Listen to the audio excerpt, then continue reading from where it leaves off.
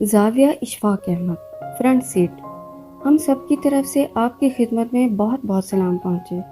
اس سے پہلے ہم اس حوالے سے بات کرتے رہے ہیں اور عالم اکبر اور عالم اصغر کے بارے میں ایک طویل بحث پہلے بھی چلتی رہی ہے، اب بھی زور و شور سے چل رہی ہے۔ مغرب والے بھی اس پر تحقیق میں مصروف رہے ہیں، لیکن یہ سب ایک الگ بحث ہے۔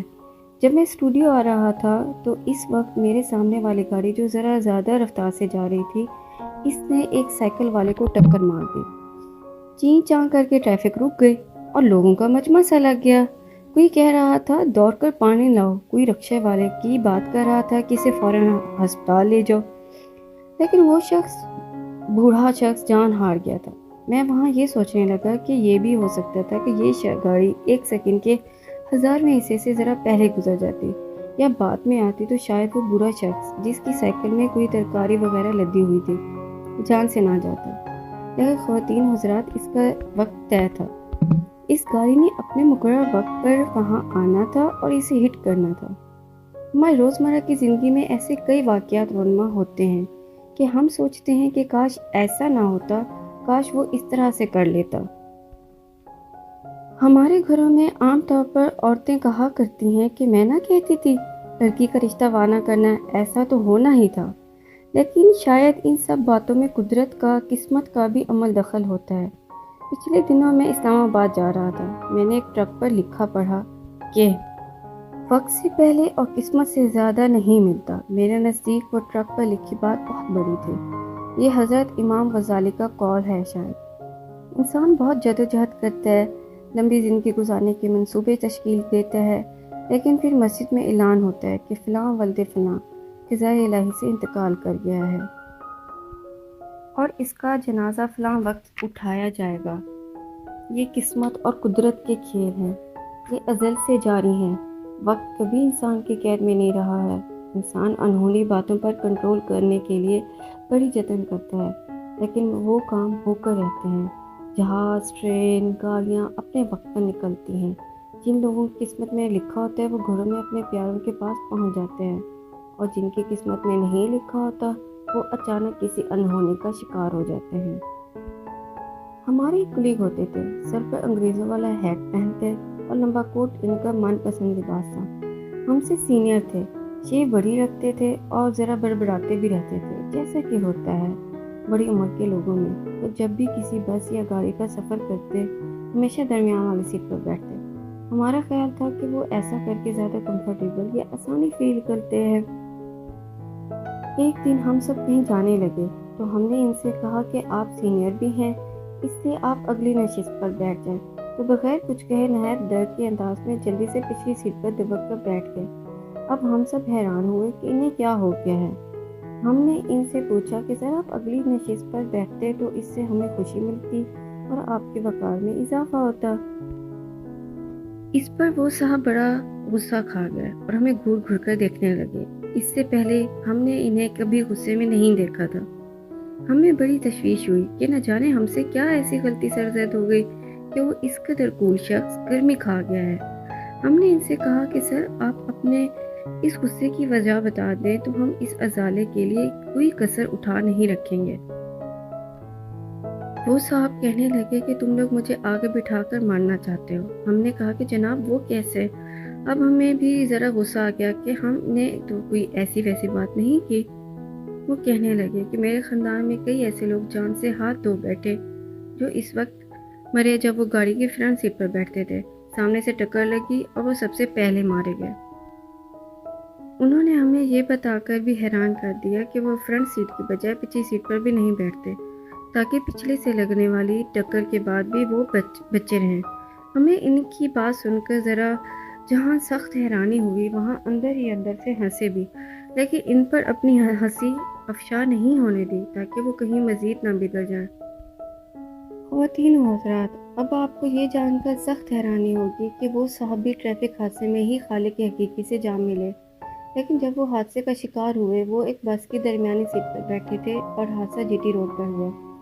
جس بس میں وہ صاحب سوار تھے، اس کی سامنے سے آنے والے ٹرک کے ساتھ ٹکر ہونے لگی تو ان کی بس والے ڈرائیور نے شاید اپنی سائڈ بچانے کے لیے کٹ کیا ہوگا اور ٹرک اس بس کے بالکل عین وقت سے جا ٹکرایا جہاں وہ سب موت سے بچنے کے لیے بیٹھے ہوئے تھے۔ اور سب سے حیرانی اور تعجب کی بات ہے کہ اس ایکسیڈنٹ میں صرف وہ صحابی دنیا پھانے سے گئے جبکہ باقی تمام سواریاں بالکل سلامت رہیں۔ ایسے واقعات میں انسانی ذہن بہت حد تک بے بس واقع ہوا ہے۔ حالانکہ اس نے چاند پر قدم رکھنے کا دعویٰ کیا ہے، بلکہ وہ رکھ بھی چکا ہے۔ خونخوار جانور کو اس نے رام کر لیا ہے اور آواز سے بھی تیز جہاز بنا لیے ہیں۔ انسانوں کی ہلاکت پر وسیع پیمانے پر سامان اکٹھا کر لیے، بڑے ایٹم بم تیار کر لیے ہیں، اور ملکوں کی لڑائی کی یہ پہچان بن چکی ہے کہ وہ ایک سیکنڈ میں اتنے لاکھ سے یا اتنے ہزار انسانوں کو موت کے منہ میں دھکیل سکتے ہیں۔ آپ نے دیکھا روس جو پہلے سوویت یونین اس قدر اسلحہ اکٹھا کر لیا تھا کہ اس کے پاس انبار لگ گئے تھے، اب اس پر طاقت تھا۔ پھر ایک وقت ایسا آیا کہ وہ بھوک اور غریبی نے ڈیرے ڈال دیے اور اس نے وہ ہتھیار بیچ کر روٹی خریدنی شروع کر دی۔ ہمارے بابے کہا کرتے ہیں کہ کسی بھی چیز کی بہتات قوموں یا معاشرے کے لیے بڑی نقصان دہ ہوتی ہے، اور جب قومیں کسی ایک چیز کے پیچھے پڑ جاتی ہیں تو اس وقت گھاٹے کا سودا کر رہی ہوتی ہیں۔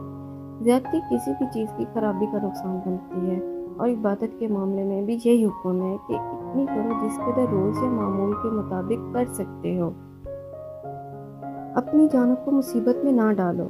مجھے اپنے اس کولیگ کے فرنٹ سیٹ کے خوف سے یاد آیا کہ ہمارے فرنٹ سیٹ پر بیٹھنے کو واقعی وقار کی علامت سمجھا جاتا ہے۔ یہ شوق کچھ طبقوں میں بہت زیادہ ہے۔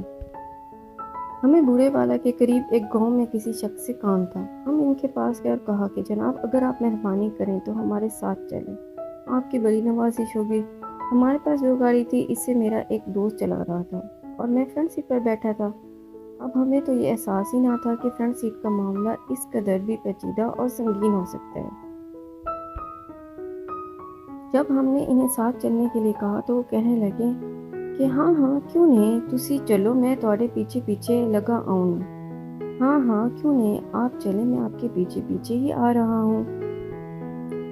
یہ سن کر میں نے اپنے دوست سے کہا کہ چلو یار، میرا وہ دوست اس شخص بارے آگاہی رکھتا تھا۔ مجھے کہنے لگا یہ نہیں آئے گا، اسے فرنٹ سیٹ فوبیا ہے، یہ آج تک کبھی کسی گاڑی یا موٹر سائیکل پر پیچھے نہیں بیٹھا، چاہے کوئی ایم پی اے یا ایم این اے۔ گاؤں میں اور ہمارے ہاں شہروں میں M P A M N A کو علاقے کی بڑی شخصیت خیال کیا جاتا ہے نا، اور جب جس طرح ناظم صاحب آئے ہیں ہی کیوں نہ ہو، تم اسے کہو کہ نہیں جناب، ہم نے تو آپ کو اپنے ساتھ لے کر جانا ہے، آپ آئیے، یہ گاڑی کی چابی پکڑائیں اور براہ کرم ہمارے ساتھ چلیں۔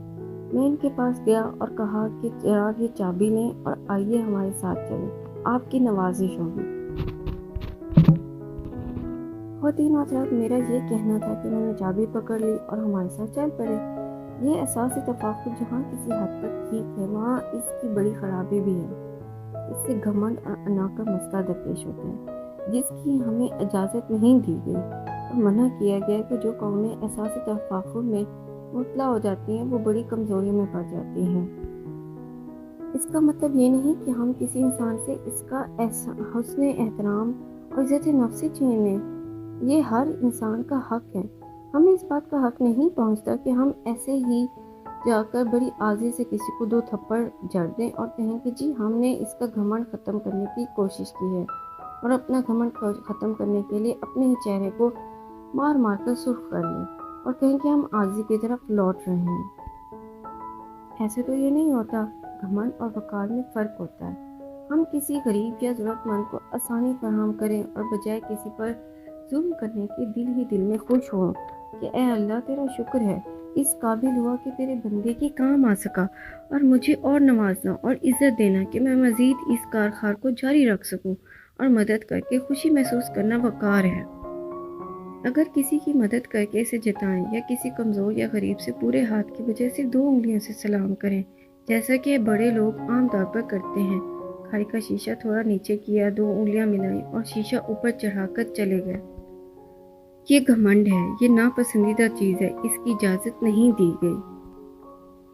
خواتین و حضرات، میں بھی ایسے ہی لوگوں میں شامل ہوں۔ میں نے بھی کبھی کوشش نہیں کی کہ اپنے محلے کے خاکروب کے کبھی گلے ملوں، اسے محبت کی 2 باتیں کروں، اسے دکھ سکھ کی بات کروں، یا اپنے مالی کے پاس کیاری میں جا کر بیٹھ کر کہوں کہ یار کام چھوڑو، آؤ دو باتیں کرتے ہیں۔ آج کام نہیں کرنا، میں نے آپ کو وقت دینا ہے، کام پھر بھی ہوتا رہے گا۔ ایسا نہیں کر سکا میں ایسا نہیں کر سکا، مجھے یہ سعادت نصیب نہیں ہو سکی۔ میں بھی فرنٹ سیٹ کے چکر میں ہی رہا ہوں اور گھمنڈ کی چادر تان کر دوسروں سے بچتا بچاتا رہا ہوں۔ مجھے وہ شخص یاد آ رہا ہے جو ایک بس اسٹاپ پر کھڑا ہوا تھا اور اس کے سینے پر ایک بیج سا لگا ہوا تھا۔ میں نے اسے لفٹ دے دی۔ وہ بڑا خوش ہوا اور کہنے لگا، صاحب آج کل کے دور میں آپ نے مجھے لفٹ کیسے دے دی؟ آج کل تو لوگ زخمی کو سڑک پر تڑپتا چھوڑ کر بھاگ جاتے ہیں۔ میں نے کہا کہ بس میں گزر رہا تھا، ویسے میں اتنا اچھا آدمی نہیں ہوں جتنا تم سمجھ رہے ہو۔ میں نے تمہیں اکیلے کھڑے دیکھا تو ساتھ بٹھا لیا۔ یہ آج سے کوئی 10-12 سال پہلے کی بات ہے اور وہ 14 اگست کی شام تھی۔